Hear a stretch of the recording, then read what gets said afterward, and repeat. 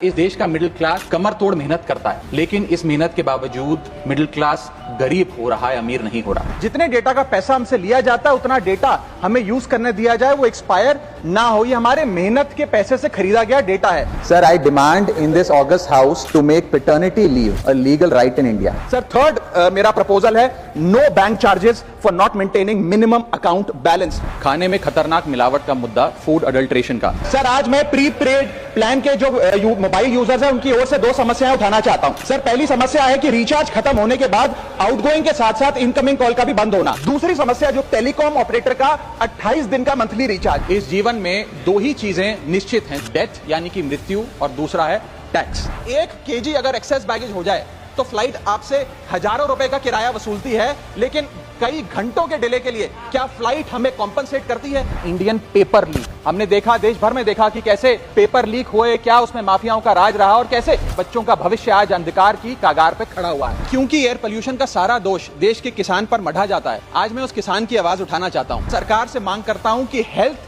और life insurance पर कम से कम हम जीएसटी ना लगाएं। ये कोई लग्जरी गुड या लग्जरी प्रोडक्ट नहीं है। सर, आज एयरपोर्ट्स पर खाना इतना महंगा है, क्या इस पर कोई रेगुलेशन नहीं होना चाहिए? क्या कोई अफोर्डेबल कैंटीन का मैकेनिज्म नहीं होना चाहिए? सर, मैं बात कर रहा हूं जोमेटो और स्विगी के डिलीवरी बॉयज की। सर, आज मैं इनका दर्द सदन में रखना चाहता हूं, और ये 10 मिनट की डिलीवरी का जो जुल्म है इसे समाप्त करना चाहिए। कहीं कैशलेस इलाज अचानक मना कर दिया जाता है, महीनों तक फाइल लटकाई जाती है, रीइंबर्समेंट नहीं मिलता।